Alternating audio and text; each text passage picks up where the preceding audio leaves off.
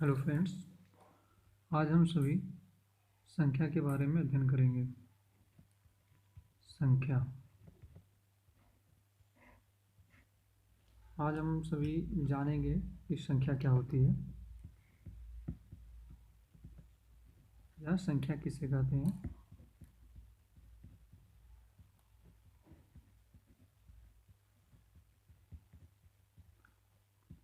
संख्या का विकास कैसे हुआ, संख्या की उत्पत्ति कैसे हुई। पहले संख्या की उत्पत्ति कैसे हुई,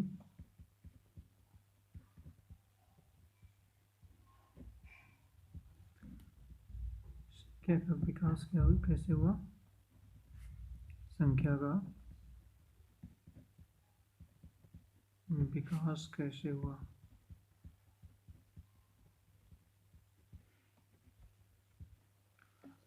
आज हम इन तीन चीज़ों के बारे में चर्चा करेंगे। तो सबसे पहले हम देखते हैं कि संख्या किसे कहते हैं। संख्या, इसे हम संक्षिप्त में समझने का प्रयास करते हैं। वे गणितीय वस्तुएं जिनका प्रयोग हम गिनने या मापने के लिए करते हैं। वे गणितीय वस्तुएं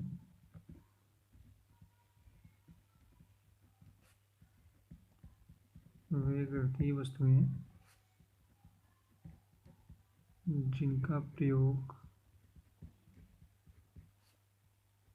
हम गिनने, मापने आदि के लिए करते हैं।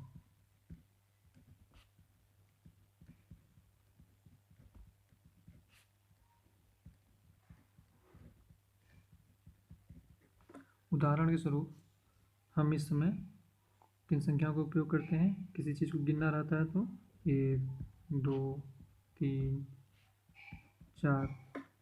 हिंदी में 1, 2, 3, 4। रोमन भाषा में 1, 2, 3, 4। इस तरह हम इन संख्याओं का प्रयोग करते हैं। ये हो गई संख्या। देखते हैं संख्या की उत्पत्ति कैसे हुई होगी। संख्या की उत्पत्ति,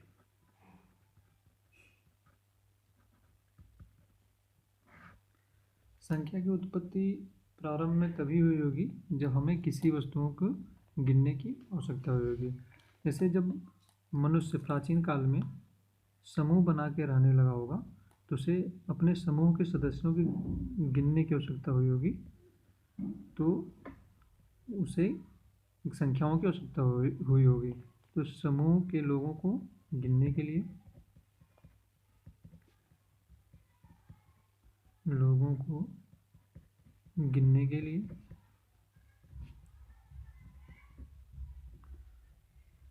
दूसरा, वह शिकारी था, पूरी तरह से वह पशुओं पर को मार कर खाता था या वनस्पतियों को से खाता था, तो शिकार करता था। शिकार के लिए उसे हथियार की आवश्यकता थी, तो अपने हथियारों को गिनने के लिए भी उसे, हथियारों की गणना के लिए भी उसे किसकी आवश्यकता होगी, संख्या की, हथियारों की गणना के लिए।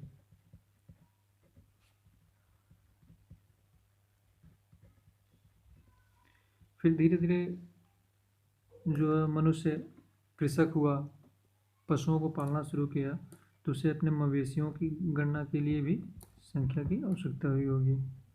मवेशियों यानी पशुओं की, जिन्हें वह पालता था। तो हम देख सकते हैं कि संख्या का जो आवश्यकता ही संख्या की उत्पत्ति के कारण हुई, मवेशियों की गणना के लिए। अब हमारे मन में एक बहुत कॉमन सा क्वेश्चन उठ सकता है कि क्या जिन संख्याओं का उपयोग हम आज गिनने के लिए कर रहे हैं, संख्याओं का मतलब संख्याओं के प्रतीकों का, क्या वही प्राचीन काल में भी था? नहीं, प्राचीन काल में वो गिनने के लिए किन्हीं अन्य चिन्हों का उपयोग किया करते थे। जैसे मान लीजिए अगर उन्हें एक बकरी को दर्शाना है तो इस तरह बना दिए तो ये एक बकरी के लिए हो गया। अगर कहीं बना है तो समूह के लोग समझ जाते थे क्या दिखा रहा है, एक बकरी। अगर इसी तरह दो बना हुआ है तो समझ जाएंगे दो बकरी। और मान लीजिए वो हथियार के लिए तीर के लिए चिन्ह यूज कर रहे हो कि ये एक है, एक तीर है, चलिए इसको इसके लिए वो समझ जाएंगे एक तीर है।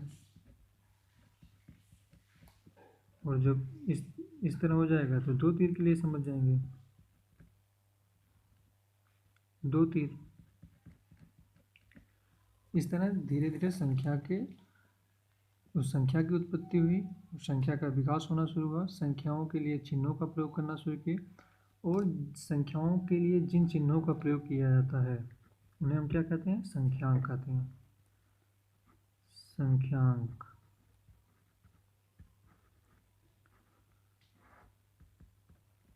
मतलब कि संख्याओं के लिए प्रयुक्त चिन्ह, संख्या के लिए प्रयुक्त चिन्ह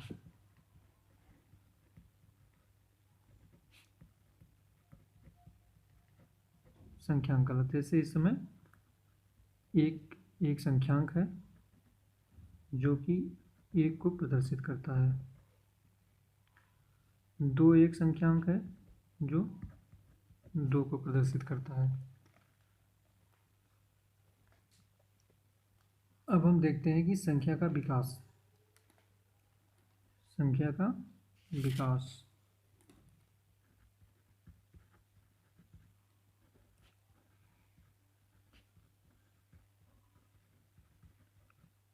संख्या का विकास। देखिए, प्रारंभ में हमने वस्तुओं को गिनना शुरू किया। गिनने के लिए हमने इन संख्याओं का प्रयोग किया, 1 2 3 4 5 आदि। अब हमें जब धीरे धीरे लेन देन शुरू किया तो हमने देखा कि ये वस्तुएं हमारे लेन देन के लिए पर्याप्त नहीं है। जैसे मान लीजिए किसी ने किसी को जो है 2 किलो गेहूँ दिया हो और फिर वापस ले लिया, देकर 2 किलो वापस ले लिया।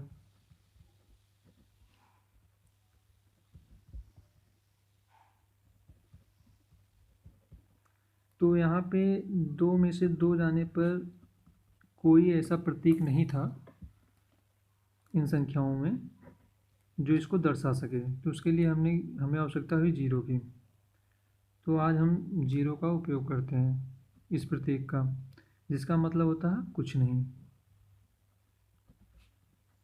और जैसे ही हमने जीरो को, एक गिनने वाली संख्याओं को हमने प्राकृतिक संख्या कहा, प्राकृतिक संख्या या संख्याएं, जैसे ही हमने जीरो को इन प्राकृतिक संख्याओं के साथ ऐड किया या जोड़ा, गिनना हमारे लिए बहुत ही आसान हो गया। और जीरो के साथ सभी प्राकृतिक संख्याओं को हमने क्या कहा, पूर्ण संख्या, पूर्ण संख्याएं। देखिए, जब हम सेट के बारे में पढ़ेंगे तो हम देखेंगे प्राकृतिक संख्या को हम एन से दर्शाते हैं और पूर्ण संख्या को डब्ल्यू से दर्शाते हैं। फिलहाल अभी हम संख्या के बारे में पढ़ रहे हैं, तो धीरे धीरे हम अपना स्तर बढ़ाते जाएंगे। पूर्ण संख्याएं। पूर्ण संख्याओं के बाद विकास के क्रम में हम पहुँचे पूर्णांक पे। तो देखते हैं कि पूर्णांक पे हम कैसे आए होंगे।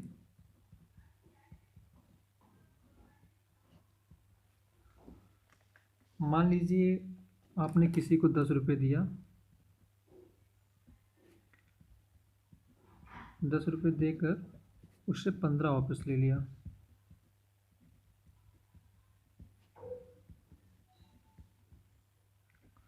उससे 15 वापस ले लिया। तो इसे दर्शाने के लिए हम अगर यूज करें 10 में से 15 घटाएं तो हमें -5 चाहिए, जो कि अभी तक हमारी संख्या पद्धति में या हमारे पास नहीं है। तो हमने इसके लिए ऋणात्मक संख्याओं का भी प्रयोग किया। जैसे अब देखिए, जैसे मान लीजिए ऋण -4 या ऋण 4, -4, -3, -2, -1, 0, 1, 2, 3, 4। अब इसमें हम देख रहे हैं कि सभी ऋणात्मक संख्याएं भी हैं, जीरो भी है और प्राकृतिक संख्याएं भी हैं। तो इसे हमने क्या पूर्णांक कहा, पूर्णांक, इंटीजर। इसके लिए समुच्चय में हम किसका प्रयोग करते हैं, आई का। इसी क्रम में हम संख्याओं का विकास होते होते वास्तविक संख्याओं, परिमेय संख्या, सम्मिश्र संख्या तक पहुंचा। पूर्णांक के बाद परिमेय संख्या,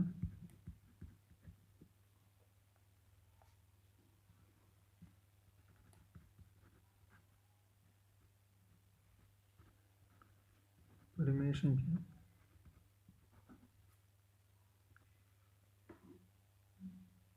वास्तविक संख्या,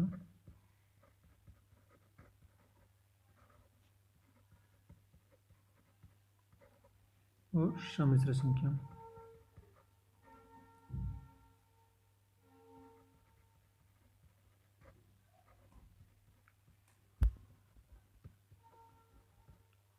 अब हम इन शेष तीनों संख्याओं के बारे में अपनी अगली वीडियो में पढ़ेंगे। तब तक के लिए नमस्कार, जय हिंद।